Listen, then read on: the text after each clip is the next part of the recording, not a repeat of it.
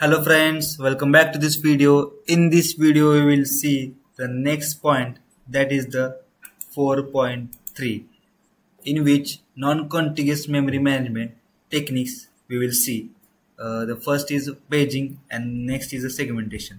दोन्ही पण overall same आहेत, फक्त एकच डिफरन्स आहे जो आपण नेक्स्ट आता या व्हिडिओमध्ये बघूया की काय डिफरन्स आहे दोन मेथड्स मध्ये. नॉन कॉन्टिग्युअस म्हणजेच इथं आपण आतापर्यंत ज्या फ्रॅगमेंटेशन मध्ये आपण ज्या बघितल्या की तुमचं पार्टिशन होताना पण तुमची जी प्रोसेस आहे ती प्रोसेस कंटिन्युअसलीच अलोकेट झाली पाहिजे, स्कॅटर्ड फॉर्म मध्ये झाली नाही पाहिजे, त्याला म्हणतात कंटिन्युअसली. मग आपण त्याच्या हे पण बघितल्या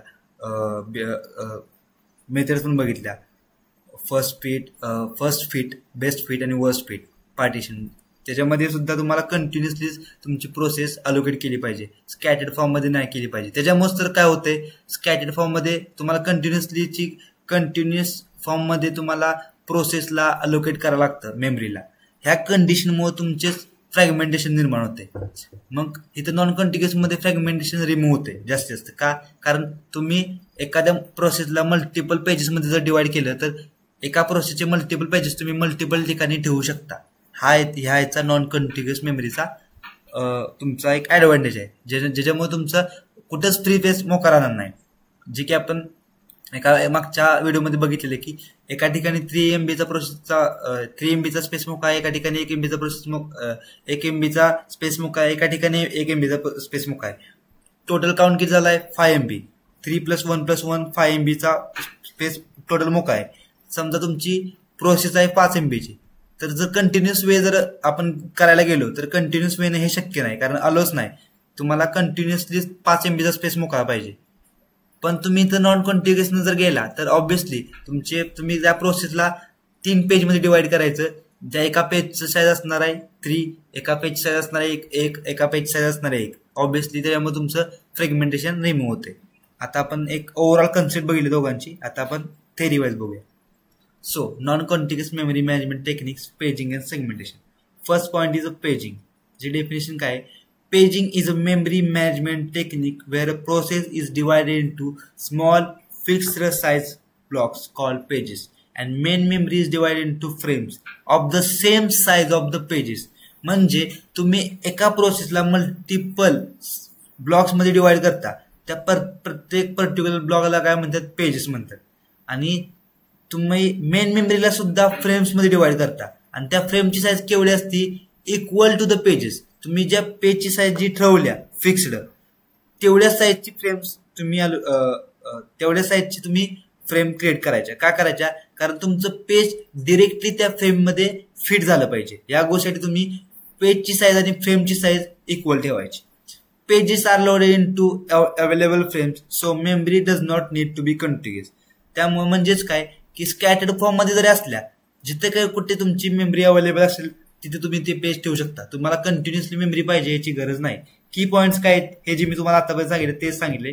इच process is split into pages. प्रत्येक प्रोसेसला पेजेस मध्ये डिवाइड केलं जातं. Memory is divided into frames. मेमरीला फ्रेम्स मध्ये डिवाइड केलं जातं. Same size as pages. जी फ्रेमची साईज असेल तीच पेजेसची साईज असली पाहिजे, कारण पेजेस डिरेक्टली फिट व्हायला पाहिजे फ्रेम मध्ये. Pages are stored in any free frame, not necessary together. म्हणजेच कंटिन्युअस फॉर्म मध्ये तुम्हाला इथे गरजेचं नाही पेजेसला स्टोर करणे. तुम्ही स्कॅटर्ड फॉर्म मध्ये जिथे कुठे मोकळा असेल स्पेस तिथे तुम्ही पेजेसला स्टोर करू शकता. A page table keeps track of which page in which frame. म्हणजे पेज टेबल आहे, पेज टेबल नावाच आहे. पेज टेबल काय करत असणार? तुमचे पेजेस आणि फ्रेम, म्हणजे कुठली पेज कुठल्या फ्रेम मध्ये ठेवले ह्याचा ट्रॅक ठेवत असणार. म्हणजे थोडक्यात त्याची इन्फॉर्मेशन पेज टेबल मध्ये असणार आहे. आता तुम्हाला पेजिंग का गरजेचं आहे? तर memory may not have a one big free block. Paging allows using scattered space. म्हणजे आपण मागच्या व्हिडिओमध्ये बघितलेलं आहे की कंटिग्युअस फॉर्म मध्ये तुम्हाला जर करायचं असेल मेमरी, तर तुम्हाला एकाच ठिकाणी मोठी स्पेस मोकळी पाहिजे, तरच तुम्ही कंटिन्युअसली एखादी प्रोसेस त्याच्यामध्ये फिट करू शकता. पण कधी कधी काय होतं, मेमरीकडे तेवढा स्पेस मोकळा नसतो. मग त्यामुळे पेजिंगची गरज असते की त्या प्रोसेसला मल्टिपल पार्ट्स मध्ये डिवाइड करा, आणि जेवढा काही स्पेस मोकळा राहिलाय तेवढा स्पेस एखाद्या पेजेसला द्या. म्हणजे त्या प्रोसेसचा एखादा पार्ट तरी एक्झिक्यूट होईल. पूर्णच्या पूर्ण प्रोसेस आयडल किंवा ब्लॉक होणार नाही. Programs can be larger than RAM. Obviously programs मोठे होऊ शकतात रॅमपेक्षा. ह्याच्यासाठी सुद्धा आपण पेजिंगची गरज दिलेली आहे. Only some pages are in RAM at a time. Easier memory allocation since all blocks are fixed in side. Memory allocation पण फिक्स सोपं जातं, कारण जोपर्यंत ब्लॉकची साईज फिक्स आहे तोपर्यंत तुम्हाला डायरेक्टली काय करायची गरज असते. तुम्हाला डायरेक्टली त्या इक्वल टू जो पेज आहे का चेक करायचं आणि ते पेज त्या फिक्स साईजमध्ये सोडून द्यायचं. इथं जर डायनामिक अलोकेशन असतं तर तुम्हाला आधी पार्टिशन किती राहिलं शिल्लक, मग आता प्रोसेस साईज किती आहे, मग त्यानुसार तुम्हाला डिवायडेशन करावं लागलं असतं, जे की अवघड आहे. इथं फिक्स साईज असल्यामुळे तुम्हाला मेमरी अलोकेशन करणं सोपं आहे. हेच आहे पेजिंग. हे आता आपण एक्झाम्पल मध्ये बघूया. ही प्रोसेस आहे, एकच प्रोसेस आहे. त्या प्रोसेसला तुम्ही 5 पेजेसमध्ये डिवाइड केले आणि त्या 5 पेजेसच्या इक्वल साईज एवढी तुम्ही मेन मेमरीला पण फ्रेम्स मध्ये डिवाइड केले. आणि हे पेज 1 असं समजा तुम्ही पेज 1 फ्रेम 1 मध्ये गेलं, पेज 2 फ्रेम 2 मध्ये गेलं, पेज 3 फ्रेम 3 मध्ये गेलं, पेज 4 फ्रेम 4 मध्ये गेलं आणि पेज 5 फ्रेम 5 मध्ये गेलं. म्हणजे ते इक्वल पेजेस इक्वल फ्रेम मध्ये फिट झाले. आता याचा ऍडव्हान्टेज काय? ऑब्विसली मी तुम्हाला at the start of the video काय सांगितलं की इथं फ्रॅगमेंटेशनचा पार्ट येणारच नाही. का? कारण ऑब्विसली तुम्हाला कंटिन्युअस मध्ये तुम्हाला कंडिशन टाकलेली नाही की कंटिन्युअस फॉर्म मध्येच तुम्हाला प्रोसेसला अलोकेट करायचं आहे मेमरीला. तुम्हाला स्कॅटर्ड फॉर्म मध्ये सुद्धा चालू शकतं. म्हणजे जिथे काय कुठं पण स्पेस मोकळा आहे तिथे तुम्ही तो यूज करू शकता. तुम्ही बेटर मेमरी युटिलायझेशन ह्याच्यामुळे काय होते, स्कॅटर्ड फॉर्ममुळे की नॉन कंटिन्युअस वेनं तुम्हाला सूट दिल्या की कंटिन्युअस वे मध्येच तुम्हाला करायचं असं काय नाही. नॉन कंटिन्युअस वे मध्ये तुम्ही करू शकता. त्यामुळे मेमरीचं युटिलायझेशन प्रॉपरली होते, कारण कोणताच पार्ट मोकळा राहत नाही. Support virtual memory. Obviously virtual मेमरीला हे सपोर्ट करते. तर व्हर्च्युअल मेमरी म्हणजे काय हे आपण नेक्स्ट व्हिडिओमध्ये बघूया. Easy swapping of pages. Obviously याच्यामध्ये स्वॅपिंग ऑफ पेजेस सुद्धा इझिली होते. Disadvantages. Need extra memory for page table. Obviously तुम्हाला ट्रॅक ठेवायचा ना की कोणतं पेज कोणत्या फ्रेम मध्ये ठेवलंय, तर त्यामुळं ही पेज टेबल साठी पण तुम्हाला मेमरीमध्ये थोडासा पार्ट शिल्लक ठेवावा लागणार. म्हणजे ते पेज टेबल समजा तुमचे जास्त पेज असतील तर तुम्हाला पेज टेबलची साईज पण तुमची वाढणार. मग त्यामुळे तुम्हाला मेमरीचा एक्स्ट्रा पार्ट तुम्हाला पेज टेबलला द्यावा लागणार. Slower access due to address translation. Obviously तुम्हाला इथं पेजिंगच्या कन्सेप्टमध्ये व लॉजिकल ऍड्रेसला फिजिकल ऍड्रेसमध्ये कन्वर्ट करावं लागतं. ते काय करावं लागतं ते आपण आता नेक्स्ट स्लाइड मध्ये बघूया. Page fault cause delay Wien page not in RAM. Page fault occur होतो. कशामुळे? समजा सीपीयू ला लागणारं पेज रॅम मध्ये शिल्लक अवेलेबल नसेल, त्यावेळी रॅम काय करतं, सेकंडरी स्टोरेज मधून ते पेज मागवतं. या कंडिशनला, या प्रोसेसला काय म्हणतात? पेज फॉल्ट म्हणतात. आता ते काय आपण एका नेक्स्ट व्हिडिओमध्ये आपण बघणार आहोत. या स्लाइड मध्ये पण आपण बघूया. आता हे जे पेजिंग आहे ते कसं होतं ते आपण बघूया. सीपीयू, तुम्हाला सुरुवातीला एक कन्सेप्ट क्लिअर करणे गरजेचे आहे की सीपीयू तुमचा लॉजिकल ऍड्रेसवरच काम करतो आणि तुम्हाला त्या लॉजिकल ऍड्रेसचं फिजिकल ऍड्रेसमध्ये कन्व्हर्जन करावं लागतं. फिजिकल ऍड्रेस म्हणजेच काय की मेमरीचा फिजिकल मेमरी म्हणजेच काय? रॅम. तुमच्या रॅमला तुम्ही मल्टिपल फ्रेम्स मध्ये डिवाइड केलेलं आहे. आता जे मी तुम्हाला आता प्रोसेस सांगितली की सीपीयू एखाद्या पेजची डिमांड करतं, तर ते पेज टेबलमध्ये असतं की त्याची इन्फॉर्मेशन पेज टेबलमध्ये असते की ते पेज कोणत्या फ्रेमला आहे, कोणत्या फ्रेममध्ये सेव्ह केलंय. तर त्या फ्रेममध्ये तुमचा पॉइंटर जातो, मग तिथं फिजिकल ऍड्रेसमध्ये कन्व्हर्जन होतं आणि त्या पर्टिक्युलर पेजचा पर्टिक्युलर बाईट ऍक्सेस होतो. मग आता लॉजिकल ऍड्रेसमध्ये 2 पार्ट आहेत. पीडी, तिथं पेज नंबर असतं सुरुवातीला, आणि इथं डी म्हणजे ऑफसेट असतो तुमचा. ऑफसेट म्हणजे तुम्हाला त्या पेजचा कितवा बाईट ऍक्सेस करायचा आहे ते तुम्ही इथं मेन्शन केलं असतं. मग ते तुम्ही इथं पेज टेबलमध्ये चेक करता. पेज टेबलच्या समोर फ्रेम नंबर दिला असतो. त्या फ्रेमनुसार तुम्ही त्या फ्रेमवर जाता आणि त्या फ्रेम मधला सेम हा जो बाईट असतो, ऑफसेट असतो, तो ऑफसेट इथं जो दिला असतो तोच तिथं सेम असतो. कारण ऑब्विसली पेज ज्या तुम्ही आहे असं पेज आहे अशा फ्रेम मध्ये तुम्ही पुट करत असता, त्यामुळे बाईटचा सिक्वेन्स चेंज होत नाही. त्यामुळे तुम्हाला इथं दुसरा बाईट ऍक्सेस करावा लागत असेल तर तुम्ही त्या फ्रेम मध्ये पण तिथं त्या दुसऱ्या ठिकाणीच तो बाईट ठेवलेला असेल. तर ह्याची कन्सेप्ट तुम्ही नेक्स्ट ह्याच्यामध्ये बघूया. ही लॉजिकल मेमरी आहे. पेज 0 पेज हे प्रोसेसला तुम्ही पेजेसमध्ये डिवाइड केले. पेज टेबलमध्ये दिले 0, 1, 2, 3. पेज 0 फ्रेम 1 मध्ये ठेवलेलं आहे. पेज 1 फ्रेम 4 मध्ये ठेवलेलं आहे. पेज 2 फ्रेम 3 मध्ये ठेवलेलं आहे. पेज 3 फ्रेम 7 मध्ये ठेवलेलं आहे. जे की तुम्हाला सांगितलं पेज टेबल काय करतं, ट्रॅक ठेवतं कोणतं पेज कोणत्या फ्रेममध्ये ठेवलेलं आहे तेच इथे इन्फॉर्मेशन दिलेलं आहे. आता पेज 0 पेज 1 फ्रेम 1 मध्ये ठेवलेलं आहे तर हे फ्रेम 1 आहे त्याच्यामध्ये पेज 0 ठेवलेलं आहे. पेज 1 आहे ते फ्रेम 4 मध्ये ठेवलेलं आहे. फ्रेम 4 कुठे आहे? हा इथं पेज 1 ठेवलेलं आहे. असे पर्टिक्युलर फ्रेम्समध्ये पर्टिक्युलर पेजेस ठेवलेले आहेत. आता ह्याचं ऍक्च्युअल वर्किंग कसं होतं जे की तुम्हाला म्हणलेलं लॉजिकल ऍड्रेसचं फिजिकल ऍड्रेसमध्ये कसं कन्व्हर्जन केलं जातं ते आपण या व्हिडिओ मार्फत बघूया. की सुरुवातीला m is equal to 4 and use a byte 32 byte memory with 4 byte pages. म्हणजेच काय की आता 8 पेजेस झाले. आता एक ह्या आधी प्रॉब्लेम स्टेटमेंटचा मिनिंग समजून घेऊया आपण. तर 32 बाईट मेमरी म्हणजे ही फिजिकल मेमरीची जी जेवढी ओव्हरऑल साईज आहे ती दिल्या 32 बाईट मेमरी. आणि m is equal to 4 m is equal to 4 म्हणजेच काय तुमच्या एका पेजमध्ये किती बाईट्स आहेत ABCD 4 बाईट आहेत. तर तुम्हाला कितवा बाईट ऍक्सेस करायचा आहे तो तुम्ही इथं ऑफसेट लिहायचा असतो D. तुम्हाला मागच्या व्हिडिओमध्ये आपण बघितलं इथं P पेज नंबर आणि D म्हणजे ऑफसेट तुम्हाला लिहावा लागतो. तर इथं काय केलेलं आहे की तुमच्या 32 बाईटच्या मेमरीला 4 बाईटचे 8 फ्रेम तयार केले. तुमचे 8 फ्रेम 0 ते 4 4 ते 8 8 ते 12 असे 32 बाईटला तुम्ही डिवाइड केलेला आहे 4 कारण तुमच्या पेजची साईज किती आहे 4 बाईट. मग जेवढी पेजची साईज असेल तेवढीच तुमच्या फ्रेमची साईज पाहिजे. मग तुम्ही 32 बाईट मेमरीला 32 बाईट मेमरीची तुम्हाला फ्रेम्स क्रिएट करायचे असतील तर तुम्ही 4 बाईटचा एक फ्रेम असेल तर तुम्ही किती फ्रेम्स तयार करशील 8 फ्रेम्स तयार करशील कारण 32 डिवाइडेड बाय 4 8. तर अशा पद्धतीने इथे 8 फ्रेम्स तयार झालेले आहेत. तर इथे तुमचे पेजेस आहेत ही एक प्रोसेस आहे. तर तुम्ही त्या फुल प्रोसेसला त्याच्यामध्ये पूर्ण डाटा आहे त्या डेटामध्ये तुम्ही त्या प्रोसेसला 0 1 2 3 मी इथं ऑलरेडी तयार करून ठेवलेलं आहे एक एक्झाम्पल तुमच्यासाठी. त्याच्यामध्ये 0 1 2 3 हे 4 पेजेस तुम्ही क्रिएट करून ठेवलेत. ह्या 4 पेजेसची साईज किती आहे 4 बाईट म्हणजे प्रत्येक पेजची साईज किती आहे 4 बाईट्स इथं दिलेलं आहे मेन्शन केलेलं आहे. m इज इक्वल टू 4 म्हणजे पेजची साईज किती आहे 4 बाईट्स. असे 8 पेजेस तयार केलेत आपण इथं. मग आता पेज टेबलमध्ये काय दिलेलं आहे 0 पेज नंबर कोणत्या फ्रेमवर ठेवलेला आहे 5 फ्रेमवर 1 पेज नंबर 6 अशा पद्धतीने इन्फॉर्मेशन इथं दिलेलं आहे कोणतं पेज कोणत्या फ्रेममध्ये ठेवलेलं आहे. तर समजा इथं जसं आपण बघितलं तुम्हाला पेजिंगमध्ये ही डायग्राम काढायची आहे आणि हे एक्सप्लेनेशन ही डायग्राम सुद्धा म्हणजे त्या डायग्रामच्या खाली तुम्ही ही डायग्राम सुद्धा काढू शकता एक्सप्लेनेशनसाठी. त्याच्या आधी काय एक्सप्लेनेशन ते समजून घेऊया. आधी सीपीयूनं एखाद्या पेजसाठी रिक्वेस्ट केली. मग समजा आपण फॉर एक्झाम्पल दिलेलं आहे पेज 2 साठी सीपीयूनं रिक्वेस्ट केली तर काय याला पेज 2च्या 3rd बाईट म्हणजेच काय पेज 2 कुठला आहे हा हे पेज 2 आहे आणि ह्याच्यामधला 3rd बाईट म्हणजेच कुठला. आता तुम्ही असं म्हणशील की 0 1 2 3 4 5 असं नाही होणार.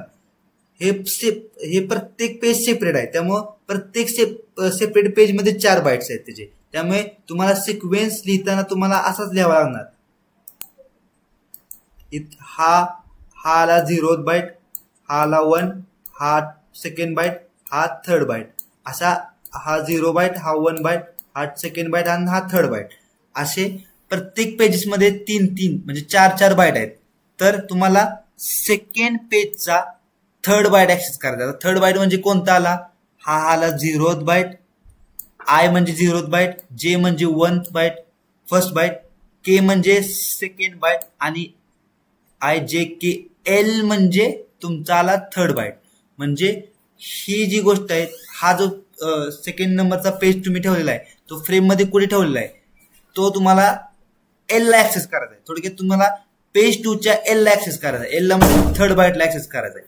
तर तुम्ही इथं पेज नंबर कुठलं मेन्शन केलं 2P आणि इथं D म्हणजे ऑफसेट म्हणजे तुम्हाला कितवा बाईट ऍक्सेस करायचा आहे 3rd तुम्ही इथं केलेलं आहे. तर तुम्हाला जे म्हणलं की ऑफसेट तुमचा सेमच राहणार आहे. फ्रेम मध्ये सुद्धा आहे अशा सिक्वेन्सने तुमची बाईट सेव्ह राहणार आहे. त्यामुळे तुम्हाला फ्रेम मध्ये पण त्या बाईटचा सिक्वेन्स चेंज होणार नाही. त्यामुळे इथं 3च बाईट लिहिलं आहे. मग आता तुम्ही चेक केलं 2nd नंबरचा पेज कुठल्या फ्रेम मध्ये ठेवलेला आहे तर इथं पेज टेबलवरून आपल्याला समजलं की 2nd नंबरचा पेज फर्स्ट फ्रेमला ठेवलेला आहे. फर्स्ट फ्रेमला एक सेकंड 2nd नंबरचा पेज तुमचा फर्स्ट फ्रेमला ठेवलेला आहे. तर फर्स्ट फ्रेम कुठली आली तुमची ही 0th फ्रेम आली ही फर्स्ट फ्रेम आली. फर्स्ट फ्रेम मध्ये आता तुम्हाला माहित नाही ना की कितवा बाईट ऍक्सेस करायचा, तर ते कसं समजणार? तर हा फॉर्म्युला त्यासाठी F into M plus D. F काय तुमचा फ्रेम नंबर, तुमचा आत्ताचं पेज कोणत्या फ्रेम मध्ये आहे? 1, म्हणून इथं लिहिलं 1. 1 इंटू एम किती आहे? पेजची साईज किती आहे? म्हणजे पेजची साईज जेवढी तेवढीच फ्रेमची साईज असणार आहे. मग पेजची साईज किती आहे? 4. 1 इंटू 4 प्लस आता तुम्हाला कितवा बाईट ऍक्सेस करायचा आहे? थर्ड बाईट ऍक्सेस करायचा आहे. तर 1 इंटू 4 किती आलं? 4 प्लस तुमचं किती आलं इथं? कितवा बाईट ऍक्सेस करायचं? 3. म्हणजे 4 प्लस 3 7. म्हणजे तुमचं पेज सेकंड पेज मधला थर्ड बाईट फ्रेम मध्ये 7व्या लोकेशनला आहे. 7व्या लोकेशनला म्हणजेच काय? इथे 0 पासून लोकेशन चालवले 0 1 2 3 4. 4 लोकेशनला कुठला आहे? आय. 5 लोकेशनला जे, 6 लोकेशनला के, 7 लोकेशनला के. गावलं का? म्हणजे तुम्हाला ह्यालाच म्हणजे logical address to physical address. हा लॉजिकल ऍड्रेस डिवाइड झाला. तुमचा सेकंड पेजचा थर्ड बाईट तुम्ही इथं लिहिला, त्याचं कन्व्हर्जन फिजिकल ऍड्रेस मध्ये कसं कन्व्हर्जन झालं? 7th बाईटला तुमची आता सीपीयूला जी बाईट गरजेची आहे ती 7th बाईटला फ्रेम मध्ये ठेवलेली आहे. हे सर्व एक्सप्लेनेशन तुम्ही तुमच्या भाषेमध्ये एक्झाम मध्ये लिहू शकता पेजिंग मध्ये. सो नेक्स्ट पॉइंट आहे segmentation. Before you should know what is this. So first of all हा जो पॉइंट आहे हे समजून घेतल्यानंतर तुम्हाला समजेल की सेगमेंटेशन म्हणजे काय असतं. Segmentation is nothing but the paging. फक्त एक डिफरन्स असतो. समजा तुमचा हा ओव्हरऑल एक प्रोग्राम आहे तुमचा. मग समजा इथं पेजिंग असतं, तर तुमच्या एका प्रोग्राम मध्ये मल्टिपल टाइप्सचे फंक्शन्स असतात, मल्टिपल स्टॅक्स असतात, मल्टिपल सिम्बॉल टेबल्स असतात. मेन प्रोग्राम असतो तुमच्या आणि इथं स्क्वेअर रूटचं फंक्शन असतं. असे मल्टिपल फंक्शन्स असतात. इथं पेजिंग असतं तर काय केलं असतं? पेजिंग लॉजिकली कोणतीच गोष्ट चेक करत नाही. पेजिंगला जेवढी तुम्ही पेजची साईज ठरवल्या तेवढ्या साईज मध्ये तुम्ही पेजने काय केलं असतं? सिम्पली असं काहीतरी समजा पार्टिशन केलं असतं. असं काहीतरी पार्टिशन केलं असतं. मग समजा आता स्क्वेअर रूट मधून एक लाईन गेली, म्हणजे स्क्वेअर रूटचा अर्धा पार्ट एखाद्या पेजमध्ये गेला असता आणि राहिलेला पार्ट दुसऱ्या पेजमध्ये गेला असता. जर तुम्ही एखाद्या वेळेस सीपीयूने समजा हे स्क्वेअर रूटचा पहिला पार्ट पेज 2 मध्ये गेलेला आहे आणि दुसरा पार्ट पेज 3 मध्ये गेलेला आहे. मग समजा सीपीयूनं पेज 2 ला ऍक्सेस केलं तर काय होणार? सीपीयूला स्क्वेअर रूटचं जे फंक्शन आहे त्याचा अर्धा पार्शियल कोड भेटणार, फुल कोड भेटणार नाही. मग त्यासाठी सेगमेंटेशनची कन्सेप्ट आहे. एक मिनिट मी हे सर्व इरेज करतो.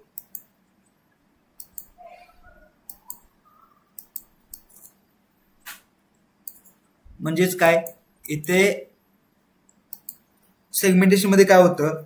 लॉजिकली डिवाइड होतं पूर्ण कोड. लॉजिकली म्हणजेच काय, जेवढे काही फंक्शन्स असतील ते प्रत्येक फंक्शनला एका लॉजिकल सेगमेंटमध्ये डिवाइड केलं जातं आणि मगच त्याला तो सीपीयूला अलोकेट केला जातो. म्हणजे आपण बघूया, इथं आपण समजा 1 2 3 4 असे आहेत. इथं ऍज पर लॉजिकल म्हणजे इथं समजा 1 मध्ये एखादा मेन प्रोग्राम असेल, 2 सेगमेंटमध्ये एखादा फंक्शन असेल छोटंसं, 3 सेगमेंटमध्ये डबल एखादा मोठं फंक्शन असेल. तर लॉजिकली यांनी ऍज पर लॉजिक वापरून म्हणजे कुठून फंक्शन चालू झाले, कुठून फंक्शन संपले, तेवढा पार्ट एखाद्या सेगमेंटमध्ये गेला. म्हणजे अर्धा पार्ट कुठल्या सेगमेंटमध्ये जाणार नाही याची काळजी घेतली जाते सेगमेंटेशन मध्ये, आणि तो पार्ट फिजिकल मेमरीमध्ये स्टोअर केला जातो. तेच आहे सेगमेंटेशन. आता तुम्ही डायग्राम मध्ये बघितलं. आता आपण थेअरी वाईज जाऊया. Definition. Segmentation is memory management technique where a process is divide into variable size parts. Variable size parts मध्ये डिवाइड केलं जातं, त्यालाच म्हणतात segments. Each segments represent logical part of the program like code, data or stack. Logical part म्हणजे प्रत्येक segment मध्ये तुमचा कोडचा कोणता तरी लॉजिकल पार्ट जो की कम्प्लीट असतो, पार्शियल नसतो, तो सेव्ह केला जातो. It matches how users view programs rather than how memory is physically arrange. हे काय करतं मॅच की युजर तुमचा प्रोग्राम कसा व्ह्यू करतो रॅदर दॅन तुमची मेमरी कशी फिजिकली अरेंज केली ह्या गोष्टीकडे तुमचं अजिबात लक्ष दिलं जात नाही. तुमच्या प्रोग्राम मध्ये लॉजिकली पार्ट्स कसे डिवाइड केलेत ह्या गोष्टीवर फोकस केला जातो. की फीचर्स काय त्याचे? Variable size.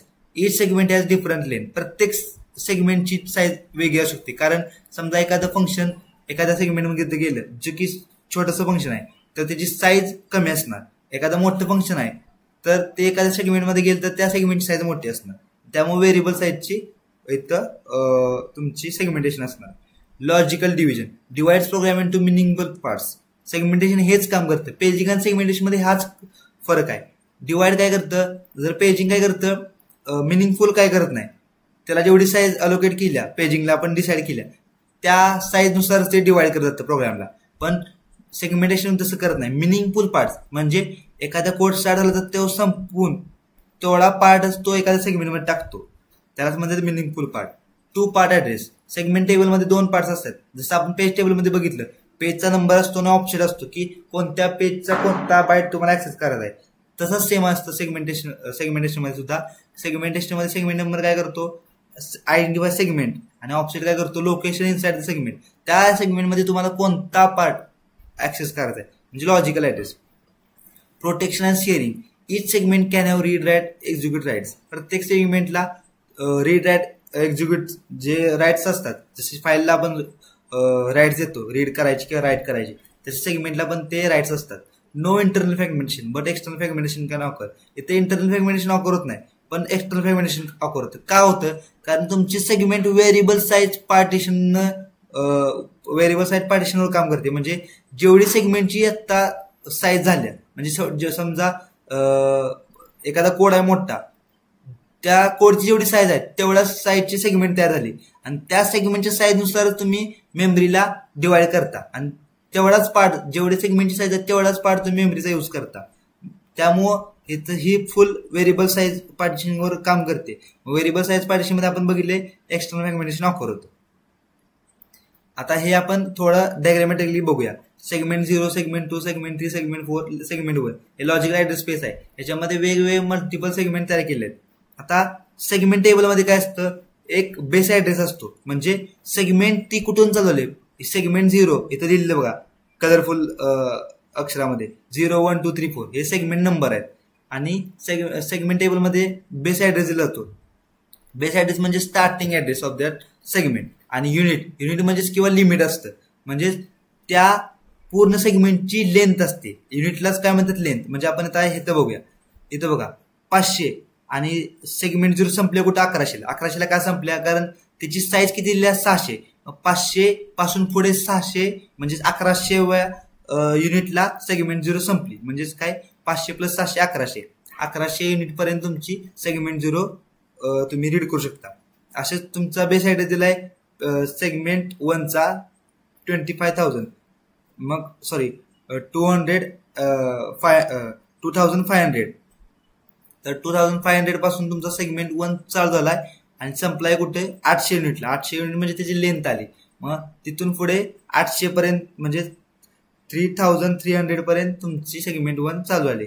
असेच ते फिजिकल, म्हणजे जेवढी काही सेगमेंटची लेंथ दिली आहे त्यानुसारच तुमच्या फिजिकल मेमरीला ते पार्टिशन करतं, म्हणजे डिवाइड करतं. ह्यालाच म्हणतात सेगमेंटेशन. त्यामुळे तुम्हाला सेगमेंटेशनला तुम्हाला ही डायग्राम काढणं एक्झाम मध्ये अपेक्षित आहे.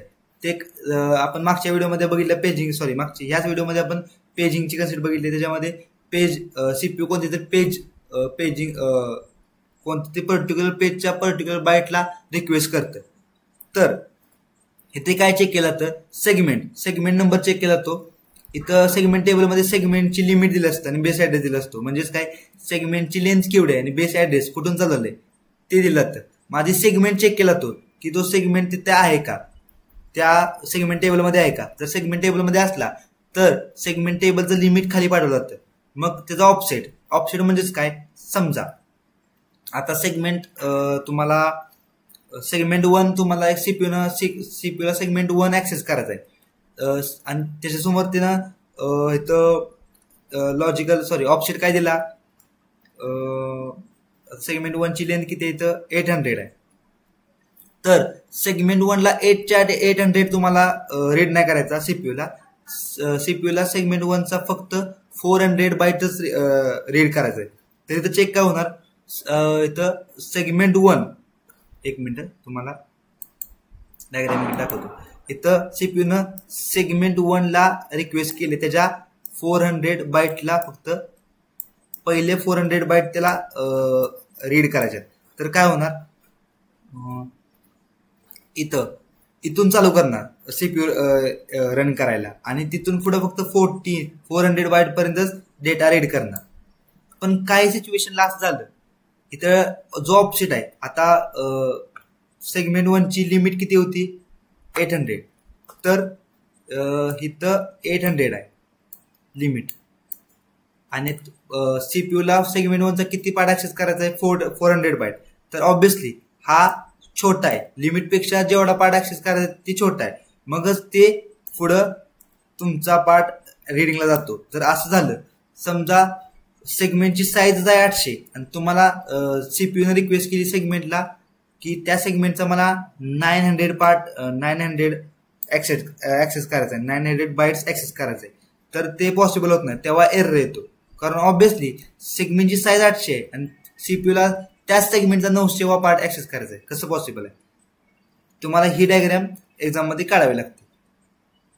सेगमेंट टेबल मध्ये आपण बघितलेलं आहे की सेगमेंट टेबल मध्ये सेगमेंटचा नंबर दिला जातो आणि सेगमेंटचं लिमिट दिलं जातं आणि सेगमेंटचा बेस ऍड्रेस दिला जातो. It converts logical address into physical address. Segment table each entry contains base address, starting address of the segment कुठून चालू झाले, आणि लिमिट म्हणजे त्या सेगमेंटची लेंथ केवढी.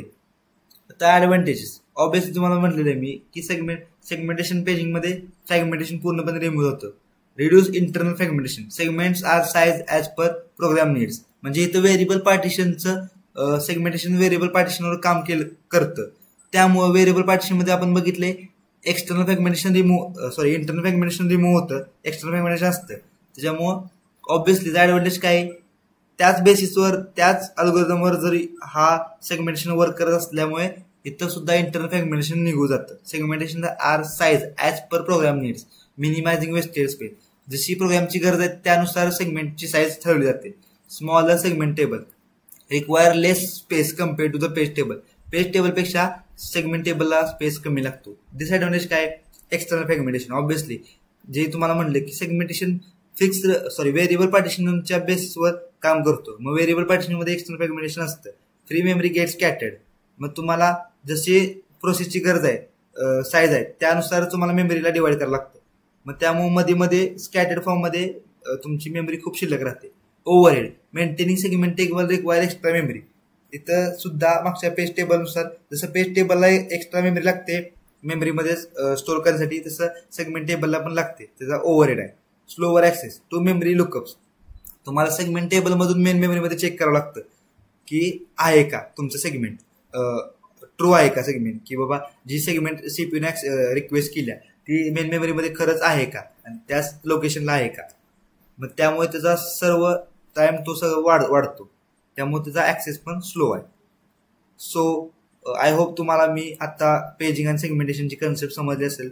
नेक्स्ट व्हिडिओमध्ये आपण डिमांड पेजिंग काय असतं, पेज फॉल्ट काय असतं आणि पेज रिप्लेसमेंट अल्गोरिदमचे काही टाइप्स बघणार आहोत. So thank you everyone. Till then thank you.